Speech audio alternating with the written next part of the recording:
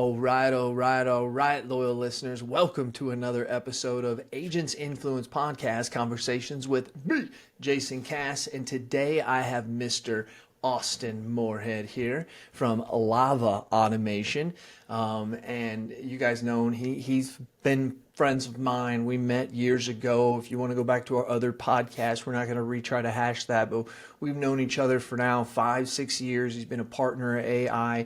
He created our AZ that now everybody wants to know about because he went in and did all of his magic and stuff. And we just take what he taught us and continue to do it. That is who Mr. Austin Moorhead is. And really, truthfully, there is a lot, and no matter what category of, let's say, vendor or partner we have as independent insurance agents, it could be like, like AMSs, or it could be phone systems or whatever. You can pull up any category and there's probably 5, 10, 15, 20 people that you can choose from. But when it comes to setting up automations and understanding the automations that an agent needs and the touch points that make them successful, there's there's probably more. I get it if you're listening to this, but there's two, in my opinion. Yeah, and those, and today we have one of them, Mr. Austin Moorhead. So I don't think people know that, dude, but they need to know. They need to bow down and recognize every once in a while and I don't mean bow down like the Japanese, but. Well, yeah, I think in the country they're like legit. Until maybe recently, there's like 2 or 3 people that kind of do what we do. Yeah, there's not I a think lot. in the last like maybe month or so, I've heard of like 4, maybe 5 like people kind of starting in the space. And quite frankly, I would love to welcome more people to do what we do. I think that there is such a burden in the P&C, maybe even life and health, but definitely the P&C vertical of unserved customers that don't know how to organize their CRM in an effective way, and they just kind of like struggle with it. And there's a Well, big and gap. Austin, they say that less than 20% of agencies have a CRM. So you can only imagine the growth model there that comes in for people like yourself. Yeah, I think at least weekly, if not a couple times a week, we meet an agency that's still on file cabinet, and it's like, when is this going to dry up? Right. Like I think last week we met like a $50 million agency. They called us and they're like, "Hey, we need everything." It's like, how are you operating Right. in that ecosystem? Yeah. You've heard the horror stories too. People come in, the agency owner comes in one day and just literally drops bars. I know an agency up in Chicago. The agency owner told them that they needed to get digital, needed to work on it, helped them create some stuff. This is 2010, 2011. So this is when this is just coming about. They didn't do it, and they wouldn't do it. So one day they came in. He had a welder come in at night and put in little welding things on the front of the filing cabinets, and you dropped a rod through it, and he put a freaking bolt on it and said, "All right, now try to do work without it." He after like 2 or 3 hours, he took the bolt off, right? But he said that they'll go right back on there and da da da at a time. And that was the way that it made. And then he tells the story that it was the biggest bitch he's ever done in his life, was going, because he at the time was like 65, so he's almost 80 now. But that was a What big do you do? deal Do you to bring in someone like that. kids and you have them like scan, the documents and back them up into digital? Some of these agencies, it's a 6-month process. Oh yeah, 6 months easily. And some things I don't understand sometimes, Austin. And I know we're painting with a broad brushstroke here, agents and loyal listeners, but like we're not a person that goes and gets documents. Like our theory is if it can be housed, if it's housed inside the agent portal, we're not going to take our time to go get it. My staff just kind of knows, right? Like, I mean, and going and getting a document like a deck page, we always want the newest. So I don't know. Some of that things sometimes like when I know agencies that are trying to go and they say, well, should we scan things in? I mean, I guess you got to keep it, but I mean, how far you need to scan it in? I don't know. Do your downloads and roll. Do data migrations on agency management systems. Most agents that don't have download on probably aren't using their management system accordingly. So if they move over to another management system and just turn the download on, they're going to have more data than they had before, Sure. Yeah. Right. And but sometimes that's what's stopping them from moving. It's like, oh, we're going to lose all that. It's like, probably not. You're going to get an upgrade. Yeah, probably Um, don't need the data. And number two, you don't have the data that you need. And if you do, you probably have it in there a wrong area anyways. That can't be useful. So yeah, it's a stressful thing. But I want people to know I went from AMS 360 to QQ to Varuna back to QQ, and there is a very very strong high probability that we will be going to AMS 360. I think I I heard took that from Jeremy the other day that you Yeah, I actually took Jeremy doing to it back. fucking sorry, beeping. I took Jeremy to Austin, and sure enough, set him loose, and now he's freaking like, because he wants like three or four other things that can that can really build out, and we can't get it with Seamless QQ. integration. You, Yeah. you can't get it with QQ, Yeah, and so it's like, 360 has just the cleanest integration with the CRM currently on the market. In fact, I think I might have heard a rumor, and it's true. And as unique as I am, and where maybe there's only a couple of me in the country, I don't know everything. And so the one thing that we haven't been good on, but we're going to make an effort to this year, is applied accounts. Like okay, if you're on Epic, this is where I'm probably wrong. Someone's going to correct us, but it's my understanding that there's nothing that has a native 2A integration with Epic until like a week ago. really, And so if you want, our build, the $30 million agency blueprints on Epic, you're not doing it without a ton of like custom, API wow. programming to Salesforce So you're until like a saying you week can ago. offer that? Well, not our CRM, but Insured Mine came out with I think they're the first, man, like proper. And I don't know why they're not screaming it at the rooftops. Because if they're the first with this 2A integration on Epic, it's Well, a game it changer no for applied. surprise to me because they were allowed to come to the Applied conference last year, and they weren't So allowed to up until last year. we're gonna see, I think, a mass move to Insured Mine if you're on Applied, just because it'll be like the counterpart to 360 and AZ. Hmm. Because it's such a pleasant experience when the systems talk. So Uh, I always look, okay? So this is the loyal listeners. You can take this what that is. You can too, Austin. So I always look and I notice that, like, Vertaford goes and buys QQ back in 2014 because they got their little thing, and then Applied goes and then PL Radar's really going. So Applied's got to get a Radar, but they also need a small agency management system to counter QQ. So they go and they get they go and get Easy Links, and then you kind of see now that they're playing in the space, and before I has the know right CRM. now they've got to be licking their lips on this CRM thing, right? Because they see the success that AZ's having. And then I'm sitting around looking and going, wait a minute, Insured Mine wasn't allowed here ever. And then all of a sudden they're allowed here. And I've kind of noticed when people aren't allowed here and then all of a sudden they're allowed here. So I don't know. Do, do It we do seems we like get to credit if me, we make predictions? yeah, we try not Yeah, to, and yeah, especially when the CEO is not here to defend himself. yeah. But he's a partner. Insured Mine is of Agency Intelligence. So, hey, So good I'm, for I'm them. The really point excited. is, and point Imagine, is, Applied needs a damn CRM bad. yeah. Imagine what this means for applied users. They've been sitting on the sidelines for the last 2 years, as everybody else has had this system, and they can join the table now. Let's go! Like I'm pumped for applied users. Like this is a And big just deal. so everybody knows, Austin knows how to set up and knows how to use Insured Mine, just like he does Agency Zoom for our agency. He knows how to use Insured Mine. So if you are an applied user and you have heard about Insured Mine, you have no idea how to set it up, Austin's the guy that you call. Yeah, So that's yeah, simple.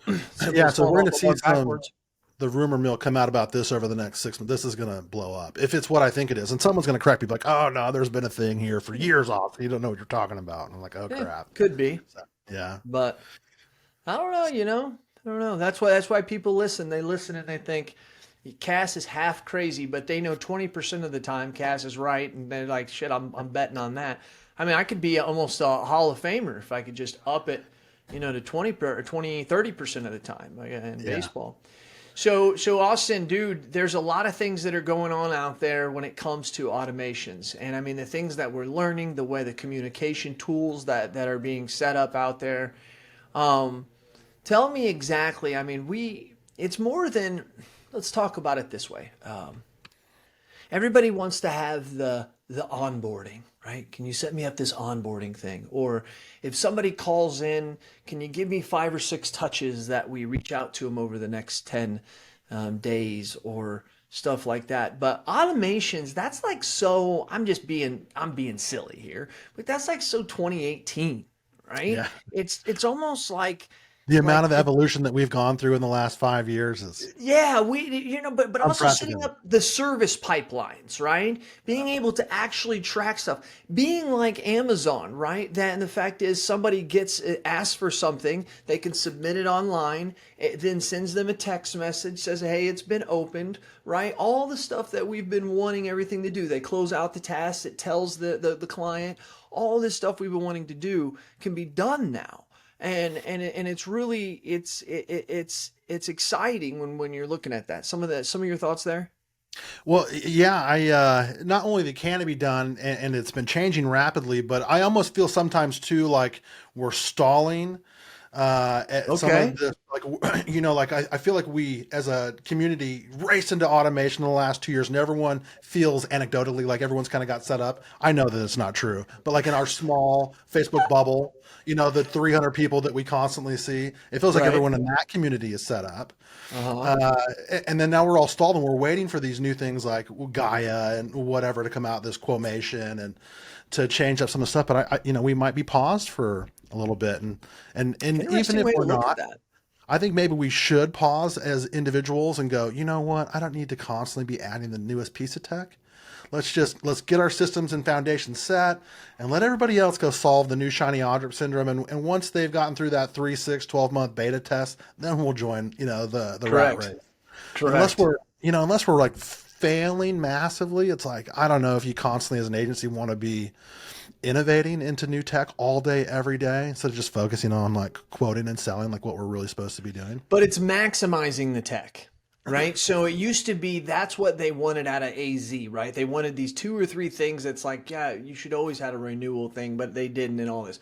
It's now setting up all these pipelines that allows your team to track. Now I have people in my office that are young, but the oldest in my office, she's 3 years older than me. She's been in the business the same amount of time as me. Her and I have a different friction towards some of this technology, right? Because it's kind of like to us, it's like, well, do people really want that? And yes, our customers are demanding that. And I've never really known how to deliver that. But now, when you deliver that type of technology, it makes the camaraderie inside the agency better, right? It takes somebody who has an old mindset of been in the business 20, 22 years and saying, hey, whenever you get done with this task, you're going to drag this thing over to where it can kick off the automations for the next thing to happen.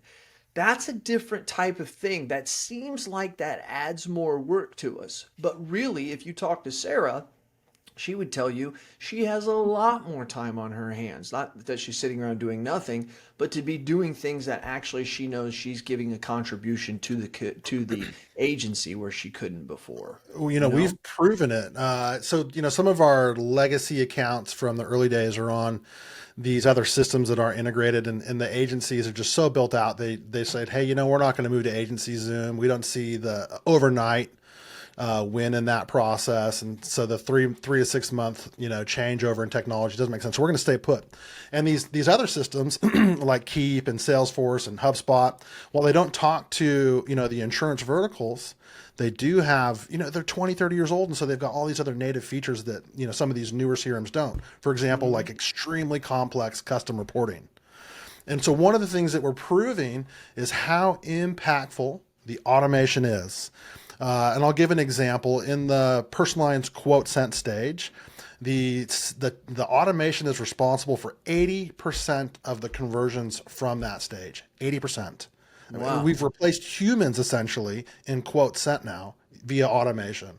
And I have thousands of data points to prove this. And it's not someone just made this up and we feel like this is the truth. No, I can literally show you contact per contact how they left the PL quote sent stage. 80% is automated, bro. 53% is via text message. Wow. 53% is, yeah, and less than 20% is from phone calls, manual effort. And so if we're not using automation, I think this is the old, Wow. kind of the, Interesting. No, those are great.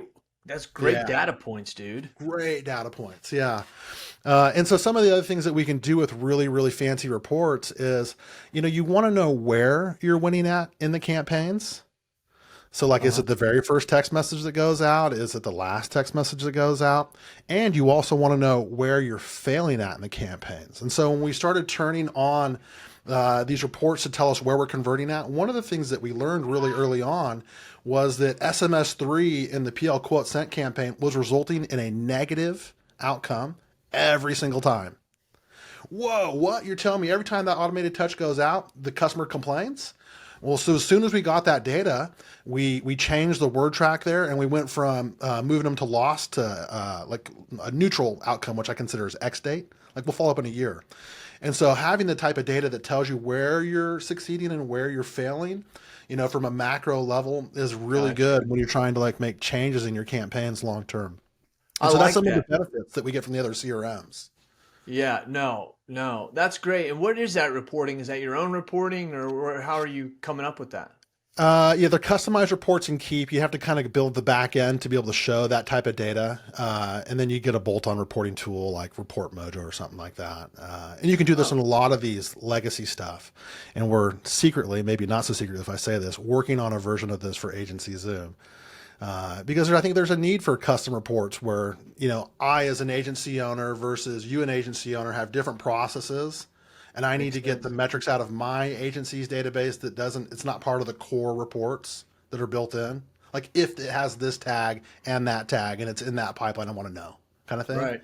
No, Where that AZ's makes just not sense. set up to get that level of custom, and it never will be.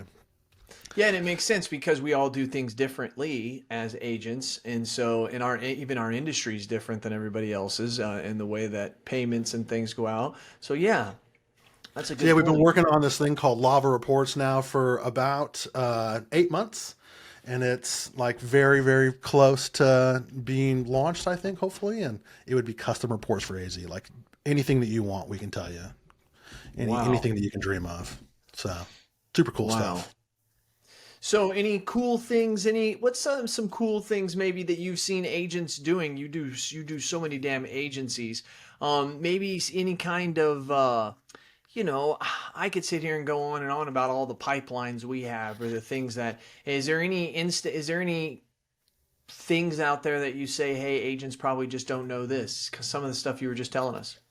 God, without looking at the agency, it's hard to tell. I think I'm seeing most of it, these days. It's at least in the core community that I think that we serve. I think the awareness about features is there. Whether or not maybe some agencies are just not in using them, it might be more common, but the awareness is certainly there. Mm-hmm. So I'd say there's very little right now that people are unaware of. I mean, what's really cool that I love, I like website forms that feed to your CRM. I like automating some of the renewal process. Can we get a survey out to everybody that cross sells? That's So I been think we all huge in kind of our agency. understand these things, just whether or not we set them up. You know, Also tell them about the form that we learned from you as well, and has been true. The what is it? The form we send them at form. renewal time to see if Oh, continuate. What is it? That a form? life changes simple form. Yeah, there it is. Yeah, that Yeah. simple form. That thing will bring you some cash. Yeah. Yeah. And so I think people are kind of aware of like, we should be doing this type of stuff, but maybe they just don't know how to implement or maybe what But should be Austin, hold on, potentially hold in on, that hold on, thing. hold on. Explain. Let's explain to them what that is. That Sure, simple sure. form. What is that simple form? So we want everybody on personal lines and commercial lines to go through a survey at renewal. Uh, Personal lines is a little bit different than commercial. So personal lines, first off, we will need to know if there's any updates to your household, marriage, address, any improvements, any updates to your college degrees, discounts, and like driving habits. And then once we get through all of the updates, any life changes, do you have a teen driver, a new baby, married, widowed, divorced, etc. Once we get through all of that stuff, then it's let's unload the pivots. And any customer of yours is probably going to be upset if they're inundated with this type of stuff. And so Mm-hmm. when you make anything that's got 7 pivots in it, as a creator, as a content creator, you have to try and think about how seamless and smooth and easy and fast is it going to be for a customer to experience 7 pivots. Mm-hmm. And so our goal was to make it simple, just yes, no type questions that you can literally kind of get through the form in I think under 3 minutes. And very so it's quickly. basically the idea is we have this renewal survey that's going to do the check-ins and then it's going to pivot. And I think we're seeing, it depends on your book size, but we have agencies getting 100K in cross-sell opportunities a month on that We survey. don't have that much, but I could see how we could have 100K over the course of a year, Yeah. because personal lines is not a dominant thing for us. Yeah, you guys are a But big yes, commercial account. Yeah. yeah, in commercial we haven't used it there yet, but we have used it on personal lines, and that's why I'm here to say, loyal listeners, like it works, and it's not me saying that; it's my COO who that's his job is to point us at those, and it's crazy. We'll get back like we try our best to get life insurance, and we get people who reply and are like, "Hey, we need life insurance," or "Hey, we I think just it's bought a 10 to new." 15% of the submissions say yes to life insurance. It's Yeah, actually kind of bananas. it really truly is. That people we just don't ask, right? And then sometimes I think that's not fair. I think a lot of us do ask sometimes, but we're asking at the wrong time, right? And I think sometimes those forms and being able to hit them at the time, it's like, well, it makes sense why they're talking to me now. They're just not trying to win a contest or just trying to cold call people. It's time for me to renew. This is something I was thinking about. So there's a lot of The form's another. private, there's no pressure to respond yes or no. And so we kind of take that off. The only thing I don't like about automating the form is the exact opposite of it. You're not really having that personal check-in. And so I think there has to be that balance there, about how much we can touch. But, if you have 10,000 customers, hypothetically at scale here, it's like, how much time can you check in? And so But here's I what we don't know, we found need a out because balance. I agree, Austin. But here's what we found out: we have no data other than the data of our own agency. When I say this, loyal listeners, but by using this form and the things that Austin was saying, we kind of broke it down to say, all right, let's not be able to touch every one of them, but let's give them the opportunity to set an appointment to meet with us. Yep. So when we reach out to them at renewal or whenever it can be, here's our email that comes out kicked out. I think we have two. Like if there's so much, they get this one. If it's under this, they get that. Whatever it is. But I know that in there it has the opportunity for them to set the meeting appointment. So they will schedule a thing on Blake or Jeremy or whoever's calendar. What's amazing is how many people don't. And Yeah. that's fine, right? But they've got the email, they've been told, and now they get another text message later that says, hey, we looked around, your insurance is fine, even though it went up 8% or 15%, whatever it was. 20. And way maybe even more, right? But it's the fact that they had the opportunity to meet with us, they chose not to. They then now know that, hey, they were obviously going to shop because they were talking with me. There's a whole new comfort level. So you may not be able to meet every one of them, but I guarantee you, if you send out your link to 100 people, I don't know the math on it, but I guarantee you're going to get probably 20 to 30 that are going to set the appointment. And when Sure. you really even say that and you put that over the course of a month, that's, one a day, two a day, something like that. That's not a whole lot. I think the beauty of it is the unspoken part. It's like that you offered it. And so, we're worried about retention and all this stuff. And maybe, there's this calculation that you have to run if you're a remarketing company, because Hmm. you're going to staff a ton of VAs to go prep quotes all day long. And so now you've got this payroll. Maybe you even have VAs. Maybe you got Americans do it, God forbid. Hmm. And so you got your Americans, your VAs doing all this remarketing and just to move them to a new account so we can save them money, right? And so there literally is an equation here that you almost need to figure out because you're spending money to lose money. You're darn right you are. I think on the opposite end of the spectrum, so I think that's the one side, and the other side is let's just not spend any effort in remarketing. Let's just unless they say something, we're not touching it, right? The kind of the captive model. Let's ignore them, Hmm. right? And so somewhere in there's a couple strategies, and I like the idea of hey, complete the survey, and if you would like to schedule customer, then we'll do something. And it Right. works. Kind of put Jeremy that does onus it. on them. And yes, we have options, but we're not going to do it unless you fill this application out again. Correct. And dude, what blows our mind is, I mean, blows my mind actually, is that people actually set up an appointment. Yeah. He's a very thorough, detailed person. If someone did that to him, Jeremy would fill it out and meet with them. So to Yeah. him, it's kind of like, I can't believe everybody didn't do this. And I'm an old school guy. I'm like, Jeremy, I can't believe anybody did, buddy. But that's awesome, right? Because Yeah. at least they can't say, I mean, they could say, well, I haven't met with my agent in 2 or 3 years, but he reaches out to me every year, just gives me an opportunity to. It's I a mean, they connection. they they know that, you know. I think that's just such a pleasant experience It is a pleasant to give them experience. that. And so that's what you're trying to really create in automation. It's just something that feels intimate and personal, and the Hmm. customer, is engaging with your organization. That's really the desire there. And Austin, whenever you set it up correctly, all that is the slide to a left or slide to the right inside of the pipeline, and Yeah. you're either going one over, two over, or three over and dropping it, and you're done Yeah. with No, that your client. playbooks. And all that automation kicks off, and that survey and all this. I'm just like, I don't know. And 80% of the stage to stage conversions are due to automation. We have the data. Have the data. We Have the have the data. data.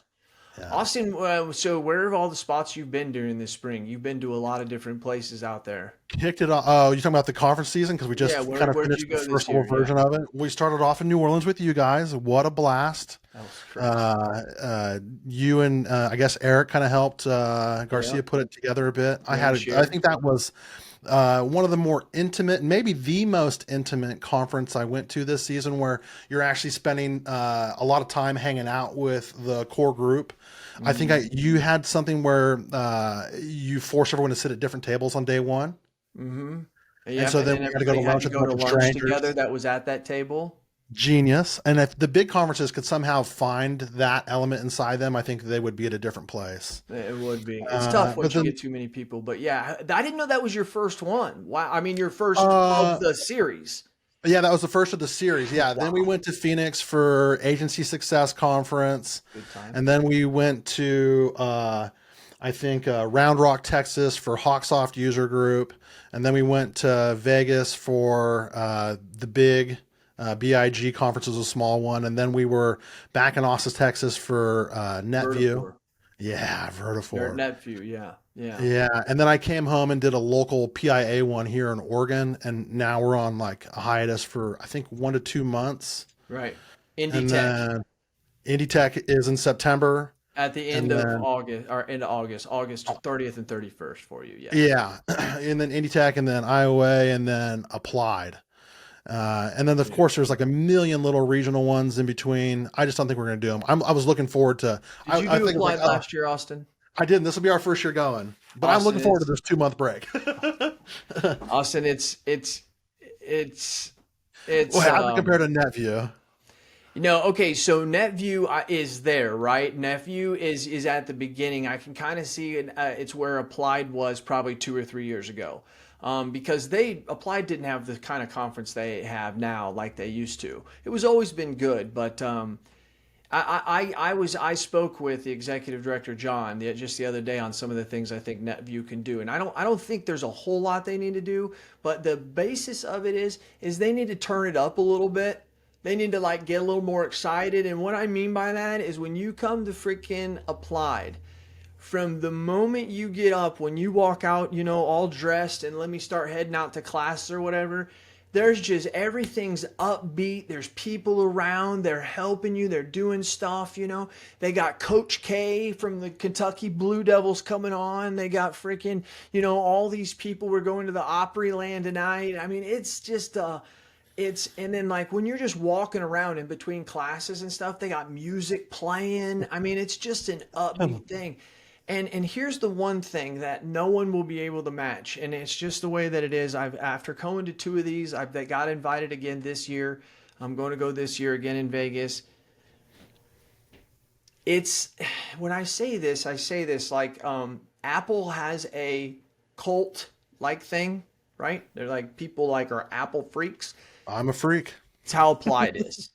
Applied people are like they are applied people, right? I swear. Okay, Oh yeah, if you're on Epic, you like you take it to your grave. You love it for some, dude, I don't get it dude, actually, they love it. I love mean, it. and they just and Taylor Rhodes, CEO, he's up on the stage, the opening session. There's 3,500 people in this freaking thing. It's ginormous. And me and Mitch Gibson are kind of sitting in the back and we're looking up and Taylor's like, about 15 minutes in, he's like, every time he says something, everybody's just like, yeah, and he's like, and now I'm proud to announce our newest thing, Applied Payments. And dude, I swear to God, there was girls that were jumping up and getting in the aisle and like high-fiving each other. I'm looking over at Mitch, I'm thinking, It's like I an said, Elvis Mitch, concert in I the said, 50s. these people want to go back to work just so that they can use applied payments. I mean, they are so, dude, it's just, and so you just have this different vibe.